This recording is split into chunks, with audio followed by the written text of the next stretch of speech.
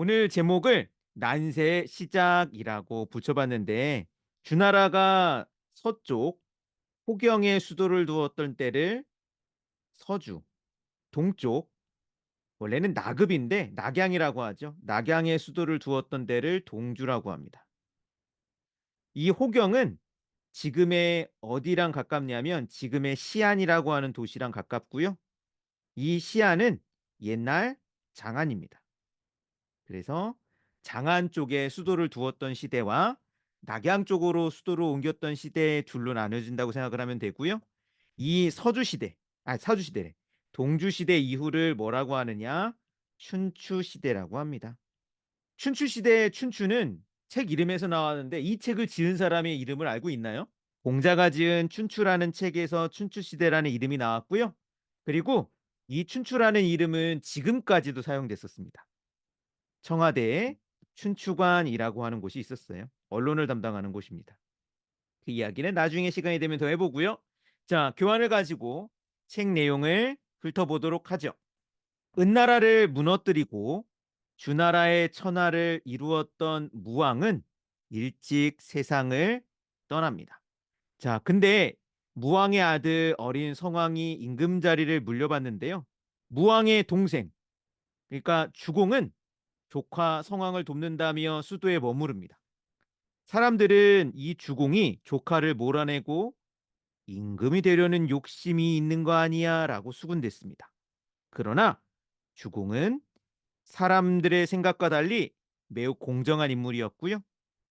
그는 성왕을 도와 주나라의 기틀을 만듭니다. 공자가 이 주공을 진짜 좋아했다?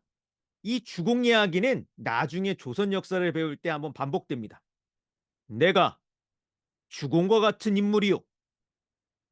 내가 조카를 도와 이 나라를 이끌어가야지. 누가 이 얘기를 했을까? 예, 수양대군. 수양대군이 단종을 도와서 내가 이 나라를 이끌어가겠다고 나도 주공 같은 사람이에요 라고 했죠. 그가 누굽니까? 수양대군이 이후에 세조.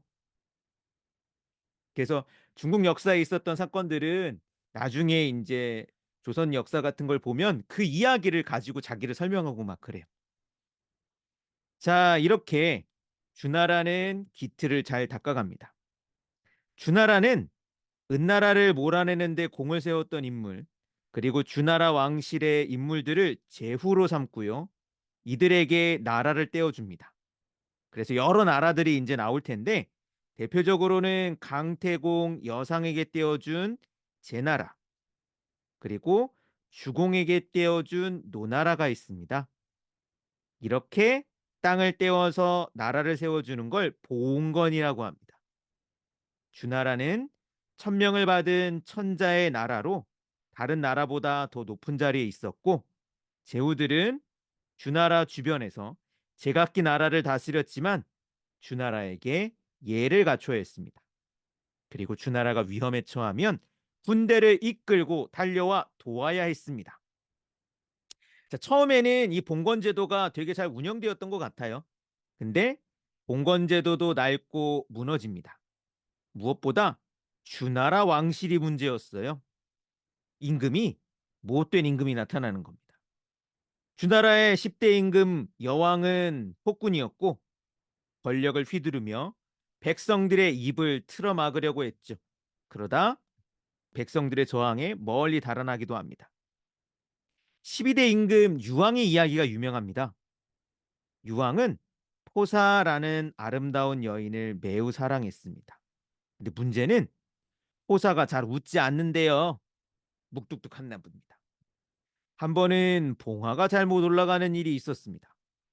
봉화는 불과 연기로 뭔가 급박한 소식을 전할 때 썼습니다. 그래서 보통은 군대가 쳐들어올 때 전쟁이 일어났다는 소식을 불과 연기로 소식을 전하는 거였죠. 봉화가 올려갔다는 것은 주나라에 뭔가가 쳐들어왔다는 소식입니다. 제후들은 이 봉화를 보고 적군이 쳐들어왔다라는 줄 알고 군사를 이끌고 서둘러 주나라에 헐레벌떡 달려왔는데, 아니 도착해보니 아무 일도 아닌 거예요. 뭔가 잘못된 거죠. 여러분 그런 일이 있을 수 있겠죠. 막 비상 해 갖고 딱 왔는데 아이 실수였어요, 실수였어요. 그러니까 어떻게 됩니까? 병사들이 허탈해하면서 돌아갑니다. 근데 이 모습을 보고 포사가 빵긋 웃음을 지었대요. 뭔가 재밌었나 봐. 그리고 이걸 보고 유황은 '포사의 웃음을 보고 싶다.' 그래서 어떻게? 봉화를 울리고 봉화를 울리니 제후들은 또 꽉 달려왔는데 아무 일도 아니고 봉화를 또 울리고 포사는 방구 듣고 제후들은 달려왔지만 아무것도 아니고 여러분 이게 반복되면 어떻게 되겠습니까? 제후들 입장에서는 어떻습니까? 아이 뭐 실수는 할 수 있지. 근데 이게 거듭되면 좋지 않죠. 봉화를 울려도 군사를 이끌고 달려오는 제후의 숫자가 점점 줄어듭니다. 그리고 정말 주나라가 위태롭게 되는 일이 있었을 때 봉화를 올렸지만 그 순간 주나라를 돕는 나라는 아무도 없었대요. 결국 유황은 전쟁통에 목숨을 잃어버립니다. 주나라는 힘을 잃어버리고 결국 수도를 동쪽으로 옮깁니다. 서쪽에 수도를 두었던 시대를 서주, 동쪽에 수도를 두었던 시대를 동주. 자, 이렇게 수도가 동쪽으로 옮겨졌다라는 것 이외에도 커다란 변화가 있었죠. 이제는 제후들이 주나라의 권위를 인정하지 않아요. 본래는 주나라 아래에서 서로 평화롭게 지냈지만 이제 제후들이 서로 다툽니다. 이렇게 여러 제후들이 다투는 시대를 춘추 시대라고 하고 그 이후 전국 시대와 합쳐서 춘추 전국이라는 말이 만들어집니다. 자, 그래서 여러분 오른쪽에 제가 지도를 넣었는데요. 춘추 시대는 주나라 수도를 바꿨던 때로부터 기원전 약 400년까지, 전국 시대는 기원전 221년까지입니다. 여기 보면 춘추 전국 시대에 활약했던 여러 나라들이 있습니다. 그 가운데 이 나라 가운데 한 명이 이 나라들을 다 집어삼키고 통일한 다음에 내가 첫 번째 황제야라고 했던 인물이 있습니다. 맞아. 진시황. 진시황은 어느 나라의 임금일까요? 진나라. 진나라 시 첫 번째 황제라는 뜻입니다. 시는 시작이란 뜻이에요. 황이 황제입니다. 그래서 진나라의 첫 번째 황제 요진나라입니다.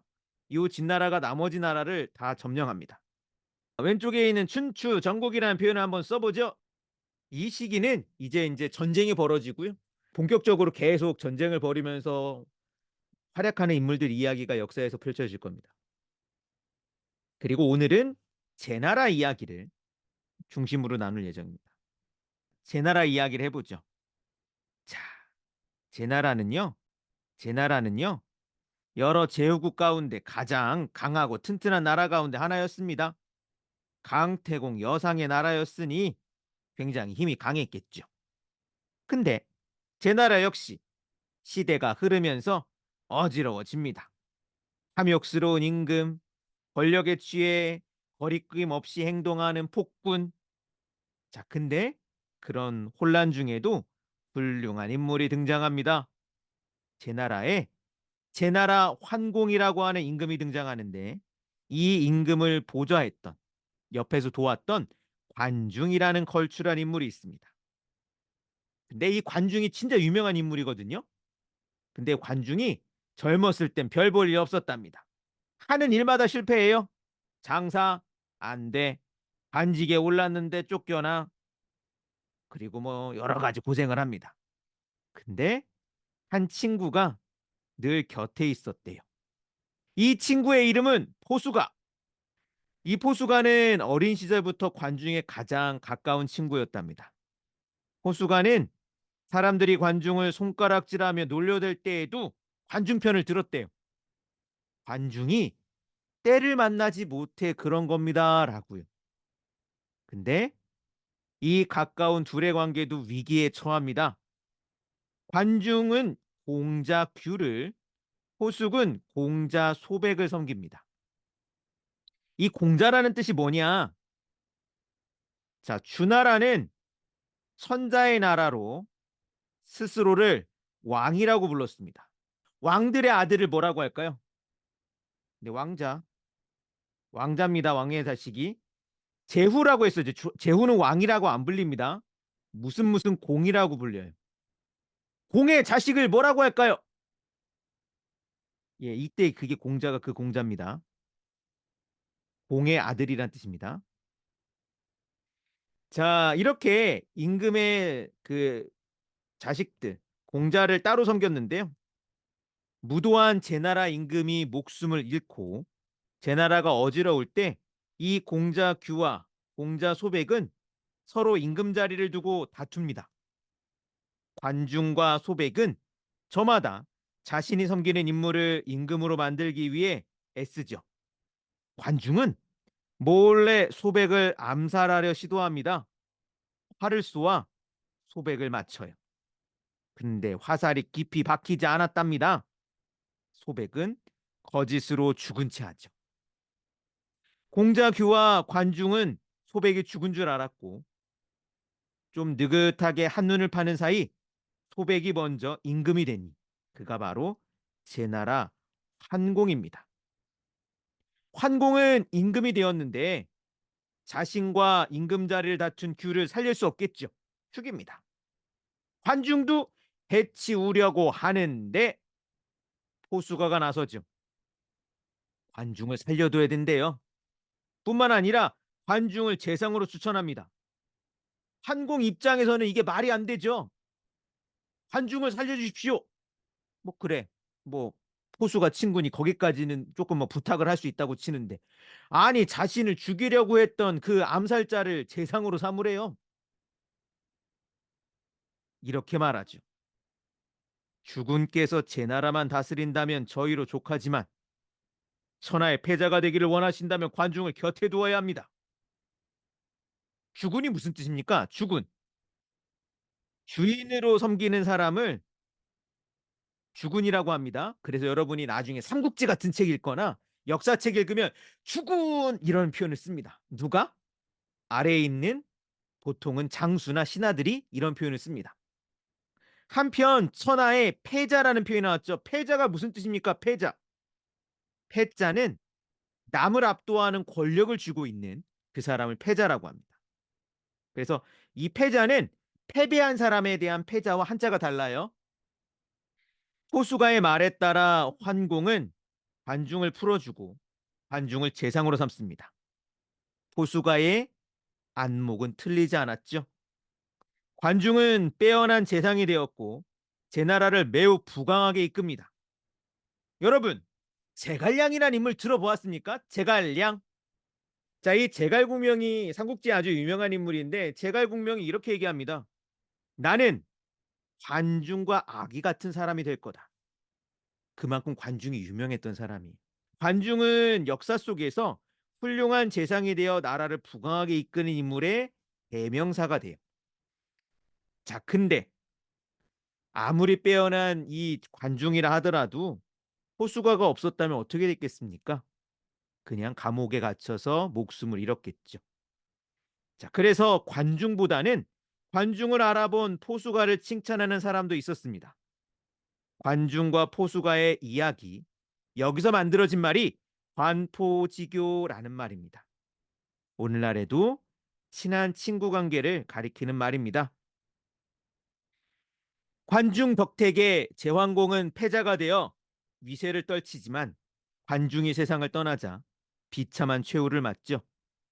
신하들은 자기 입속에 관심이 많았고 환공의 아들은 임금 자리를 두고 서로 다툽니다. 환공이 세상을 떠나자 제나라는 임금 자리를 두고 그 아들들이 다투는 바람에 크게 혼란에 빠지고요. 환공은 시체가 썩어가는데도 장례를 치르지 못했답니다. 그렇지만 관중 이후에도 제나라에 훌륭한 재상이 있었는데 바로 안영이란 인물입니다. 그래서 책에는 안영 이야기도 많이 나오죠. 근데 이제 관중이 훨씬 더 유명합니다. 그래서 관중 이야기만 교환해서 좀 다루었는데요. 안영은 키가 작고 볼품 없었대요. 그를 처음 만나는 사람은 키가 작다고 안영을 무시하곤 했습니다만 그러나 이 빼어난 지혜를 가지고 있던 안영을 당해낼 수는 없었답니다. 안영은 마음이 아주 고든 사람이기도 했습니다. 그 당시 최저라는 인물이 나라의 권력을 손에 쥐고 있었고 그의 권력이 어찌나 큰지 임금을 죽일 정도였습니다. 최저는 임금의 죽음을 슬퍼하는 자들도 죽이기도 했는데 안영은 아랑곳하지도 않고 가서 임금의 죽음을 애도합니다. 최저도 그를 함부로 죽이지 못하죠. 백성들이 안영을 크게 따랐기 때문이랍니다. 오른쪽에 있는 이 그림은 그 당시에 여러 제후국들의 모습을 나타내는 거고요. 이 가운데 큰 나라, 진나라, 제나라, 초나라 등이 이제 옆에 있는 나라를 집어삼키며 점점 세력을 키워갈 겁니다. 왼쪽에 있는 표현은 바로 관중이 했던 말입니다. 생하자 부모, 지하자 포자. 나를 낳아준 것은 부모였지만 나를 알아준 것은 포숙이었다. 관중은 포숙이 얼마나 고마웠을까. 나를 이렇게 알아주니. 포숙은 어떻게 됐냐고요? 네, 그냥 제 나라에 뭐 좋은 귀족 집안으로 잘 살았답니다. 별 얘기는 없어요, 그 이후에. 다음 페이지 네 번째 장에 있는 첫 번째 표현. 약육강식. 약하면 먹히고 강하면 먹는다는 뜻입니다. 주나라가 권위를 잃고 제후들이 서로 다투자 약육강식의 시대가 벌어집니다. 그리고 일곱 나라가 남아요. 난세, 어지러운 시대라는 뜻입니다. 그리고 여러 인물들이 이제 등장하겠죠. 세 번째 표현은 패자, 힘으로 다른 나라를 압도한 임금을 가리킵니다. 자, 다 쓴 친구들은 다음 페이지에 있는 표현도 써보겠습니다. 첫 번째 표현은 관포지교. 자, 관포지교는 관중과 포수가 사이를 가리키는 말입니다. 친한 친구 관계. 두 번째 표현 지음. 지음은 원래는 소리를 알아주다라는 뜻이지만 속마음을 알아주는 친한 친구를 가리키는 말이 되었고요. 옛날에 베가와 종작이라는 두 사람 이야기에서 만들어진 말입니다. 그래서 친한 친구를 지음이라고도 부릅니다.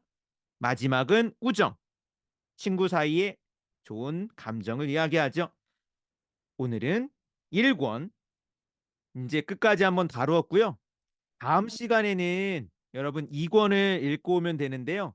2권은 이제 여러 나라를 다투면서 벌어지는 사건들을 다룹니다. 2권 3장까지 읽고 오면 됩니다, 여러분. 자, 여러분 주말 잘 보내고요. 또 다음 주에 만나죠. 여러분, 안녕.